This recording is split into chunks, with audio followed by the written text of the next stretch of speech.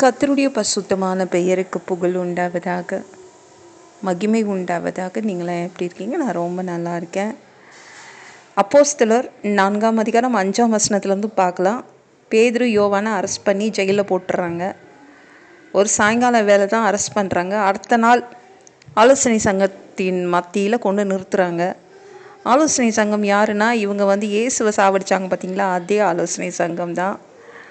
அங்கே எல்லாருமே கூடியிருக்கிறாங்க. பிரதான ஆசாரியர்கள், அவங்க குடும்பம், அவங்க ஃபேமிலியாக நிற்கிறாங்க. மூப்பர்கள், அதிகாரிகள்லாம் நிற்கிறாங்க.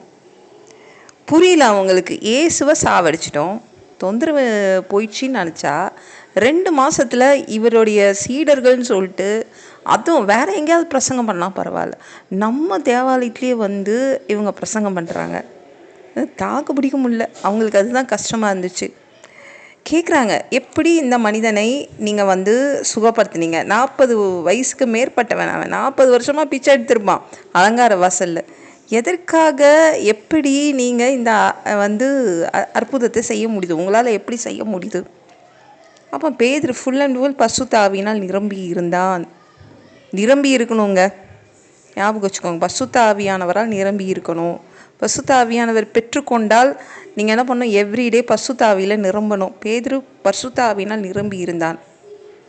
அங்கு வரும்போது அவன் சொல்கிறான், எப்படி இவரை நாங்கள் விடுதலை அற்புத சுகம் கொடுத்தோம்னா, இயேசுடைய பெயரை கொண்டு இந்த அற்புதத்தை நடத்தினோம், அவ்வளோதான், வேறு எதுவுமே இல்லை. நீங்கள் கூட இயேசுவின் பெயரினை கொண்டு மற்றவங்களுக்கு நீங்கள் அற்புதத்தை கொண்டு வர முடியும், ஞாபகம் வச்சுக்கோங்க. அப்புறம் வேறு ஒருத்தராலையும் உங்களை யாரும் காப்பாற்ற முடியாது, ரட்சிப்பு வராதுன்னு அவங்கக்கிட்ட சொல்கிறான். ஆலோசனை சங்கத்தார் அத்தனை பேர்கிட்டையும் பேதுரு சொல்கிறான், வானத்தின் கீழே யாராக இருந்தாலும் எந்த மனுஷருக்குள்ளேயும் அவர் பெயர் இல்லாமல் உங்களுக்கு எந்த ரட்சிப்பும் வராது அப்படின்னு பேதுரு இவங்களுக்கு பிரசங்கம் பண்ண ஆரம்பிச்சிட்டான். பேதுரும் யோவானும் இவ்வளோ தைரியமாக பேசுகிறத பார்த்துட்டு அதிசயப்படுறாங்க இந்த ஆலோசனை சங்கத்தார். படிப்பறிவே இல்லை கலிலேயர்கள், பேதமை உள்ளவர்கள் இவங்க எவ்வளோ தைரியமாக இருக்காங்க. இவனுங்க 2 பேரும் இயேசுவோடு இருந்தவங்க தான். எப்படி என்ன பண்ணுறது? சுகம் பெற்ற அந்த 40 வயதுக்கு மேற்பட்ட அந்த சப்பானியாக இருந்தான் பார்த்தீங்களா, அவனும் அங்கே தான் நிற்கிறான். இது சுகம் இல்லைன்னு சொல்ல முடியாது, உலகத்துக்கே தெரியும். அந்த எருசலேம் எல்லாருக்கும் தெரியும் அவன் சப்பானியாக இருந்தான்னு. 40 வருஷமாக அங்கே தான் இருந்தான், அந்த தேவாலயத்தில் தான் இருந்தான், பிச்சைக்காரனாக இருந்தான். எப்படி மறுக்கிறது? இது அற்புதம் நடக்கலைன்னு எப்படி சொல்கிறது? அதனால் அவங்க வாயடைச்சி நின்னாங்க. வாய் எதிர்த்து எதுவும் பேச முடியல அவங்களால.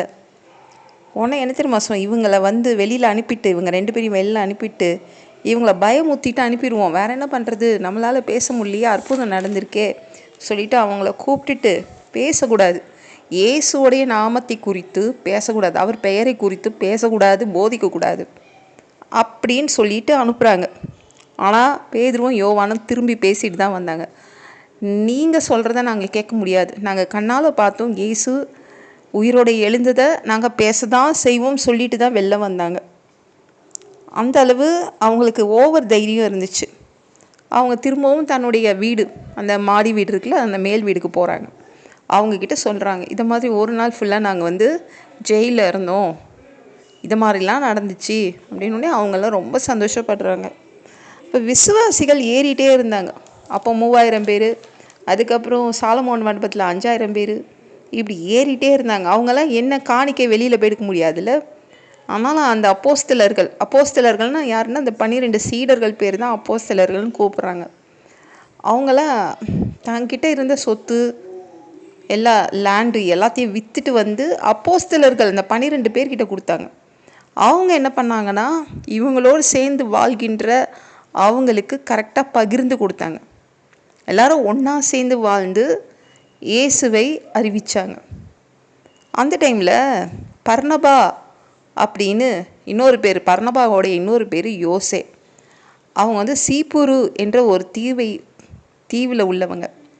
அவங்களும் இவங்களோடு சேர்ந்துடுறாங்க. அவங்கக்கிட்ட லேண்ட் இருந்துச்சு, நிறைய நிலம் இருந்துச்சு. அவங்க அதெல்லாம் விற்றுட்டு இந்த 12 சீடர்கள்கிட்ட கொடுத்துட்டாங்க. அதான் அப்போஸ்தலர்கள், அவங்கக்கிட்ட கொடுத்துட்றாங்க. எல்லாம் ஒன்றா சேர்ந்து ஒற்றுமையாக வாழ்கிறாங்க. யார்கிட்ட அதிகமாக இருந்துச்சோ அந்த பணத்தை கொண்டு கொடுத்து பகிர்ந்து அவங்க ஒற்றுமையாக வாழ்ந்தாங்க. இயேசுவை பற்றி சொல்ல ஆரம்பித்தாங்க, நிறைய இடத்துல போதிக்க ஆரம்பித்தாங்க. இந்த வீடியோ பிடிச்சிருந்துச்சுன்னா மற்றவங்களுக்கு ஷேர் பண்ண மறக்காதீங்க. கர்த்தர் தாமே உங்களை ஆசீர்வதிப்பாராக.